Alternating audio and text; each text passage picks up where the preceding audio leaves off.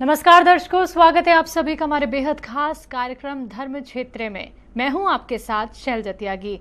दर्शकों, जीवन बहुत अनमोल है। जब जीवन में समस्याएं उत्पन्न आ जाती हैं तो व्यक्ति समझ नहीं पाता कि आखिरकार वो जाए तो जाए कहां, क्या कुछ वो समाधान ऐसा करे कि उसका जीवन सुखद और सुगम हो जाए। बहुत सारी परेशानियां ऐसी होती हैं कि व्यक्ति उपाय करते करते थक जाता है, लेकिन उसके बावजूद भी उसकी समस्या का समाधान नहीं हो पाता है। दर्शकों, हमें जरूरत होती है एक सही गुरु की।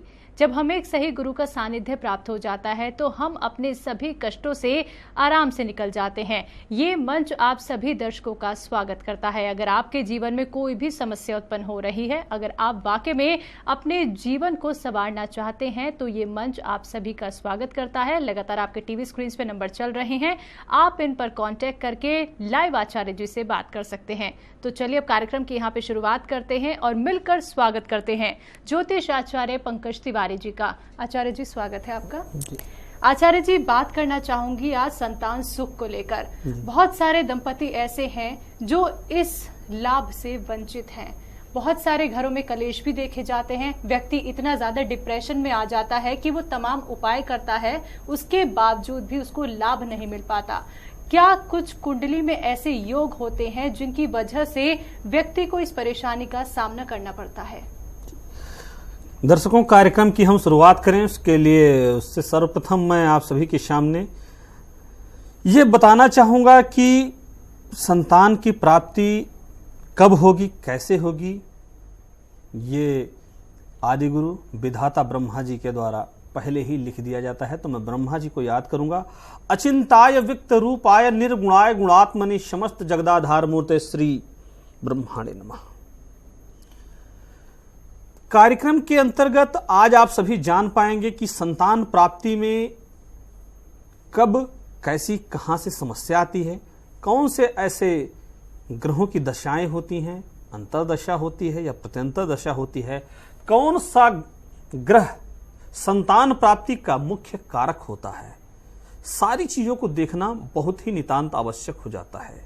जब हम पाराशर की पद्धति के अनुसार जन्म कुंडली को खोलते हैं, किसी की डेट ऑफ बर्थ, टाइम और प्लेस के अनुसार, तो उसकी कुंडली के 5वें घर को देखना नितांत आवश्यक है। कुंडली के 5th हाउस को देखेंगे, 5th हाउस के लॉर्ड को देखेंगे, वहां के कारका को भी देखा जाएगा। 5th हाउस का यदि वृषभ लग्न की कुंडली बनती है, वृषभ लग्न की कुंडली यदि बनती है तो उसके 5वें घर को भी देखना बड़ा जरूरी हो जाता है कि कैसे क्या होगा। अब यहां वृषभ लग्न की कुंडली में जो 5वां घर है वो कन्या राशि का बनता है। कन्या राशि के अनुसार यहां का जो स्वामी है वो बुध बनता है। अब बुध की हम पोजीशन को पूरे कुंडली के अंदर D1 चार्ट के अंदर देखेंगे। इसी प्रकार से कुंडली का एक सब डिविजनल चार्ट होता है जिसे वर्ग चार्ट कहते हैं, जिसे सप्तांश चार्ट के नाम से जाना जाता है। सप्तांश चार्ट के अंदर भी इसी प्रकार की पोजीशनिंग पूरी प्लेनेट की देखी जाएगी। उसके बाद ही हम वेरीफाई कर पाएंगे कि कब और कैसे, कहां होगी संतान।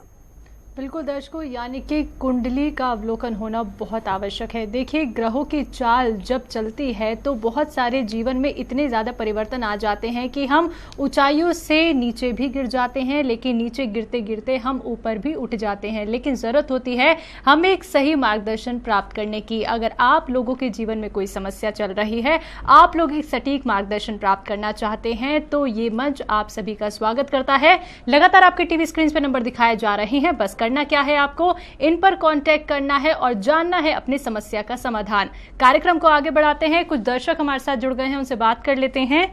अनुभव जी हैं कानपुर से हमारे साथ, स्वागत है आपका। जी, जय सीताराम जी, डिटेल्स बताइए। गुरु जी से बात करना है तो हाँ जी, 27/6/1973। एक बार दोबारा बताइए। 27/6/1973। समय 7:36 शाम का है, कानपुर का है ये जन्म स्थान। जी, सवाल कीजिए। कैरियर को लेकर के दिक्कत है, गवर्नमेंट जॉब कर रहे हैं, प्रमोशन नहीं हो पा रहा है, प्रमोशन को लेकर बहुत दिक्कत है, तो इसका कोई हल चाहता हूँ महाराज जी से, थोड़ा बताइएगा। गवर्नमेंट जॉब कर रहे हैं, आपको सफलता नहीं मिल पा रही, प्रमोशन से रिलेटेड दिक्कत आ रही है। कुंडली के अंदर जॉब, गवर्नमेंट जॉब के लिए कुंडली के 9th हाउस को देखेंगे। 9th हाउस का लॉर्ड आपका कुंडली का सूर्य है। सूर्य जो कि कुंडली के केतु और शनि के साथ में इसका कंजक्शन है। तो शनि एनिमी प्लैनेट है और केतु भी एनिमी प्लैनेट है सूर्य का। दोनों की जो कंजक्शन है कुंडली के 7th हाउस में है। कुंडली के 7th हाउस के वर्ग चार्ट के अंदर क्या पोजीशन बनती है इसको भी देखेंगे। वर्ग चार्ट कुंडली के करियर को देखने के लिए D10 चार्ट देखते हैं। D10 चार्ट के अंदर सूर्य की जो प्लेसमेंट है वो डिवेलेटेड सूर्य है। इसी वजह से गवर्नमेंट जॉब में प्रमोशन इत्यादि से रिलेटेड दिक्कतें आने की प्रबल संभावनाएं आपके साथ बनी रहेंगी। सूर्य और केतु की भी जो युति कुंडली के D1 चार्ट में है, D10 चार्ट में ऑलरेडी ऐसे ही बन रही है, एज इट इज बन रही है।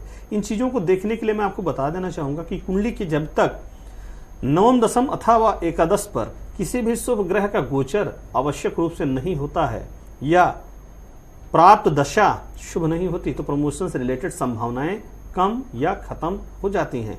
कुंडली में बृहस्पति की दशा में अंतर्दशा बुध की चले। बृहस्पति जो कि कुंडली का लग्नेश है, लग्नेश की जब दशा अंतर्दशा चलती है तो जातक के लिए अनुकूल समय माना जाता है। लेकिन अंतर्दशा में बुध चल रहा है जो कि बुध कुंडली में मारक का कार्य भी करता है। लेकिन कुंडली का दशमेश धनु लग्न की कुंडली में इसके मारक की जो क्षमता है वो थोड़ा कम हो जाती है, क्योंकि यह ऑलरेडी कुंडली का दशमेश भी बनता है। दशमेश को कर्मेश कहा जाता है और कर्मेश की अंतर्दशा चल रही है। तो प्रमोशन से रिलेटेड संभावनाओं में कहीं ना कहीं दिक्कत आ रही है।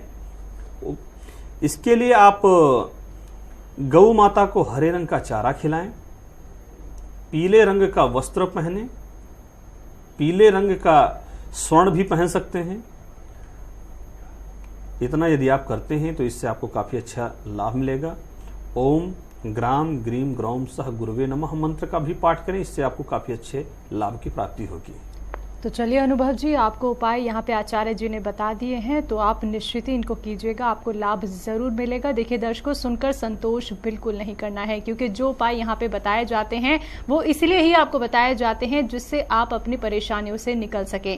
जिन कॉलर्स का यहाँ पे कॉल नहीं लग पाता है वो कार्यक्रम के बाद संस्थान में कॉन्टेक्ट कर सकते हैं। अगर आप लोग आचार्य जी से पर्सनली मिलना चाहते हैं तो उसके लिए आप पर्सनल अपॉइंटमेंट ले सकते हैं। पर्सनल अपॉइंटमेंट लेने के लिए यही नंबर आपकी मदद करेंगे। आचार्य जी, संतान प्राप्ति को लेकर बात की जा रही थी।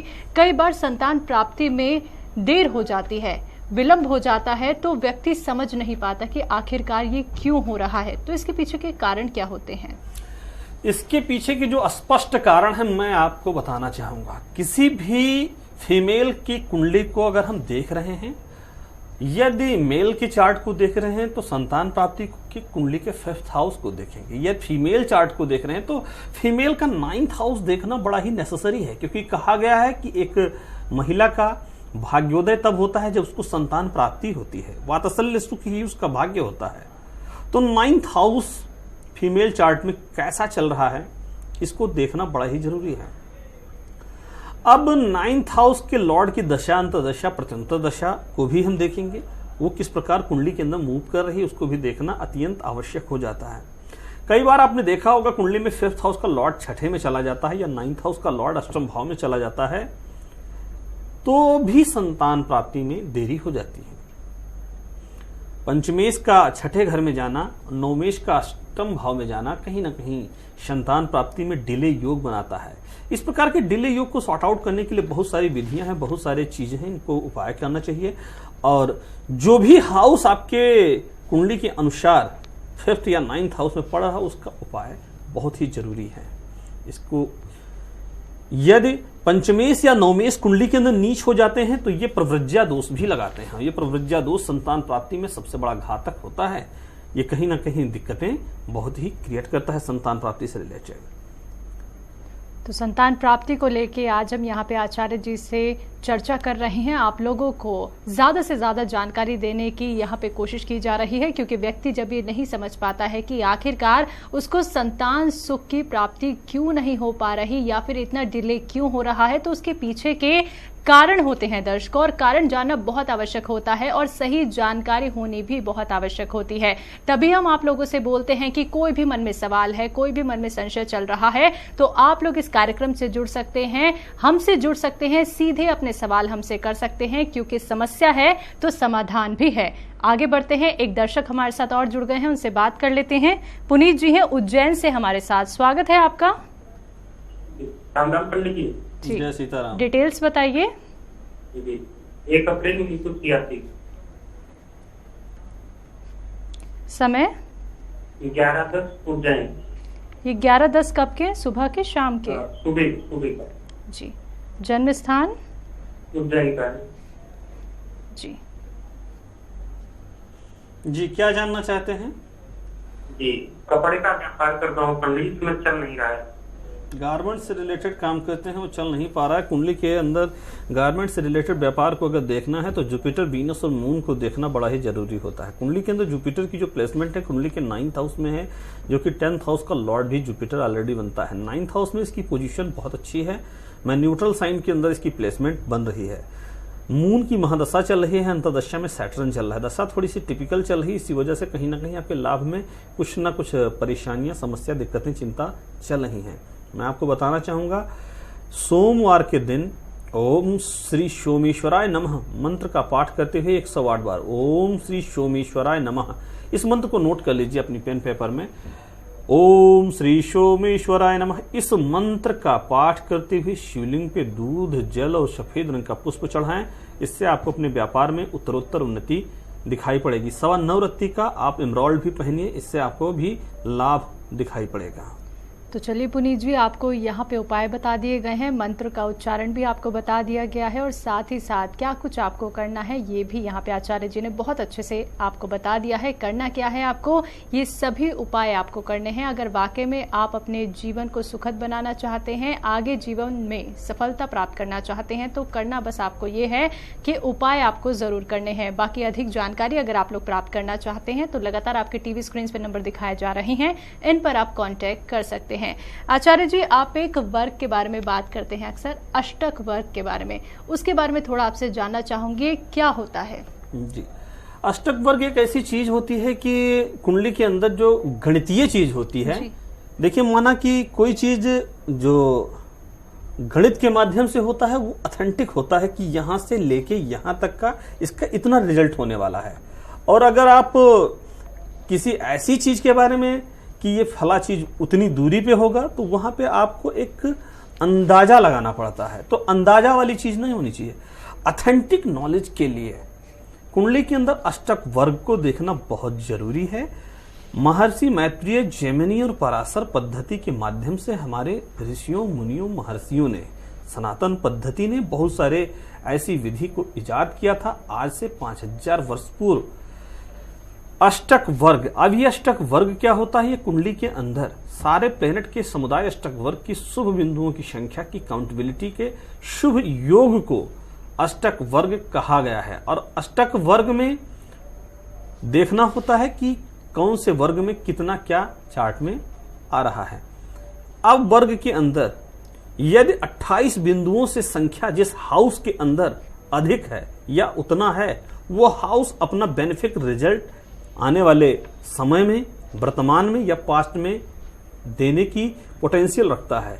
और यदि 28 से कम हैं बिंदुओं की संख्या, वो हाउस खुद ही वीक माना जाता है। तो यह एक अपने आप में गणित है, इसके माध्यम से आप स्वतः अपने घर में भी बैठ करके जान सकते हैं।